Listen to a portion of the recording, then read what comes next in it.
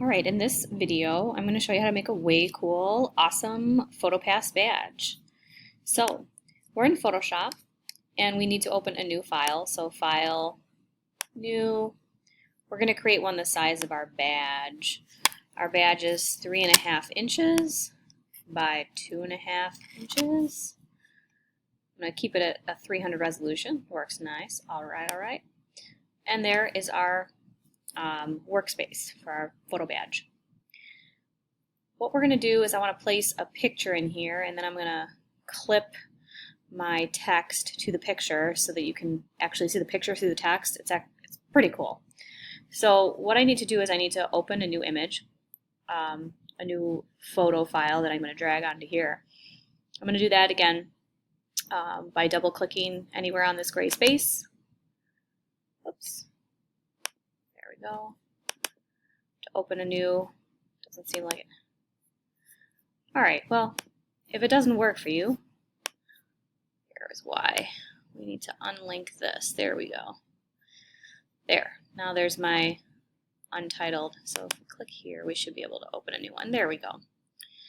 I already downloaded this from my Google Drive, as you can see in my downloads. So I'm going to choose this one. It's not a very exciting image, and look, we've already got an issue here because we've got, and then when you click and drag that to the space, now you have the two windows. That's what we're going to need to do for dragging. You can see I've got a picture here that's vertical, and then my space here is horizontal, but that's okay because we're going to be stretching and moving stuff around. So in order to move this picture onto this space, we actually just need to use our move tool. I mean, first of all, you're going to have to be able to see them, see your images like different canvases layered on top of each other. So as you saw that I pulled that down from here to get that to happen. So what I'm going to do is I'm going to click, using my move tool, I'm going to click onto this photo, this Dog and Suds neon light, and I'm going to click and drag it to this space. Whoa! Alright. Resolution, size of picture, just bigger than my badge, which is totally fine. So we can zoom out by hitting Command minus, and we zoom out, and we can resize this by hitting Command T on our keypad. And it's pretty big, so that's why we aren't able to see the see how big it is? Look at that. So I'm going to actually hit Command minus a few more times. Oops. Stretch this out. So see how big it is. So when I click on this, I can move the picture around. But I kind of want, you know, some bright areas of it anyway, so I might just leave it that big. What you would need to do if you really wanted to zoom out to see more of the image, to see more of it, as you would just keep, you know, opening this and hitting, oh, stretch it off the screen, and zooming out. Okay, so I'm going to place it like that. I think I kind of like that arrangement. And when I'm ready, I'm just going to double click. And then I'm going to zoom back in, just kind of dragging on my keypad here, using my mouse for the first time, or my touchpad for the first time more with Photoshop, so it's a little rough, very sorry. Okay, so now I need to create some text. And you've already watched the video of how to kind of mess around with text a little bit. So when you use your text, it is the type tool, your T there. And my type is already pretty big. It's about 300. And I don't know what kind I have here. Maybe I'll just go with that one. Looks good. You could click anywhere on here because you can move it later. That is pretty large text, but let's see. Whoa. Yeah, very large. So in order to change that size, you can go up to the top here. I'm going to go with 100. I'm going to take a third of it, And click back down here. That's still kind of large. But if I think I need to make it smaller, you can always highlight it and then change it up here. We're going to halves it, go down to 50. Okay, that's a little better. And there's my text. Now my text is blue because that's kind of the last color I started using. Again, if you want to change the color of your text, you can just have it highlighted. You can pick a different color, whatever you want there. Okay? We'll keep it like that. Now it's not going to matter because my text is actually going to be whatever my picture is. So to move my text around, just make sure you're clicked on the text tool and you can just kind of maneuver it around. You can also change where your text is and kind of change and rotate it. You can hit Control-T and that creates this nice box around it so you can rotate it a little bit. You can even stretch it, squish it, do whatever you want there. Woo. Okay. All right. So I think I kind of like this. Double click. I'm going to apply that there. Now again, this is not done yet. What we need to do is we need to clip this so this picture just appears in the letters. We're going to go to our layer box. Okay. And notice I have a background layer. I have my layer 1, which is my picture, and my text on top. We actually need to move the picture in the layers box above the text. Now it's going to make your text disappear. It's still there, it's just underneath. And then what we need to do is when you hit your Alt key, you'll get this little kind of arrow in a box. And when you're on layer 1 here, and you hit Alt and click with your mouse, it's going to clip this layer to your text.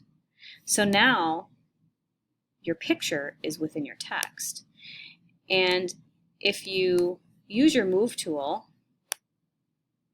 you can click back on that picture and maybe maneuver it around to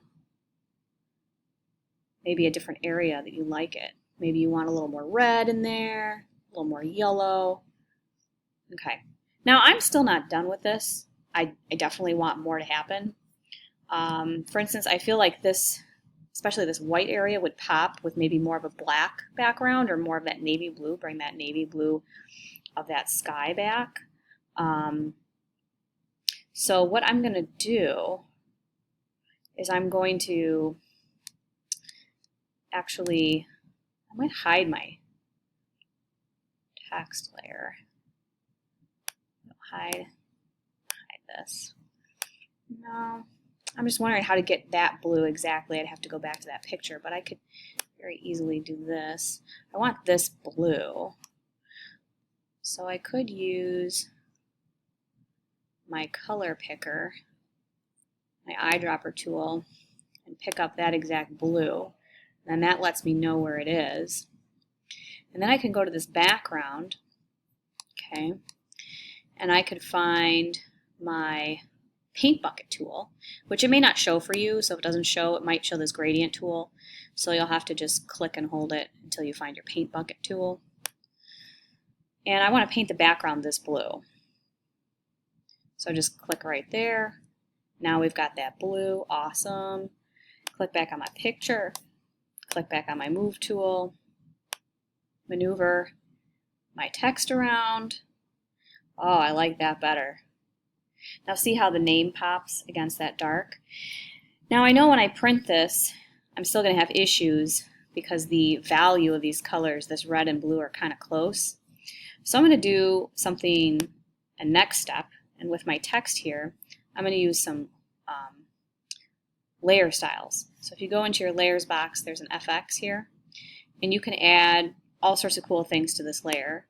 One of the things I like stroke, and what stroke will do is add a nice outline, kind of make your letters pop a little bit.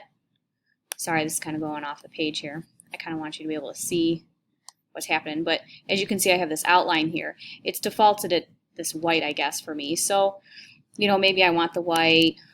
Maybe I want to pick something a little different. Maybe I want to incorporate some more of that yellow. Let's see how that looks. Oh, I kind of like the yellow. But you know what? Maybe I need to pop a little green or something in there. Oh, that looks cool too. So maybe I could do that. So let's go with that. While you have this box open, you can choose other things too, like bevel and emboss. That kind of makes it look more three-dimensional. Do an outer glow. Ooh, that's nice too. Let's see, inner glow. Inner glow and outer glow together is kind of like redundant, but you can drop a shadow even. Ooh, that really makes that pop. So I'm gonna hit OK. And now my text really comes out a lot more. Definitely comes out a lot more. Look at all these effects I've created. You can see my name. It works great. So if you're ready to save this, we would just go up to our file, save as, and I mean, I have all kinds of stuff, so this is kind of crazy looking. It's going to default to your downloads more than likely, so we can just put it in there. We're going to have to move it to our Google Drive anyway. So here's what's going to happen. You can save it as a Photoshop file, which is going to save all these cool effects. So I would do that. Badge. Just call it Badge Photoshop. But here's the thing. That's going to be kind of a large file size. It's going to be a little harder to like upload to Google Drive or whatever. So anytime I save a Photoshop file, I also save a JPEG file because that will compress it. So I'm going to hit a Save As, and I'm going to save it as a JPEG, which is a picture file. That's going to be readable on any sort of device. And I'm going to call that Badge 1 because it's my JPEG. And I'm going to hit Save.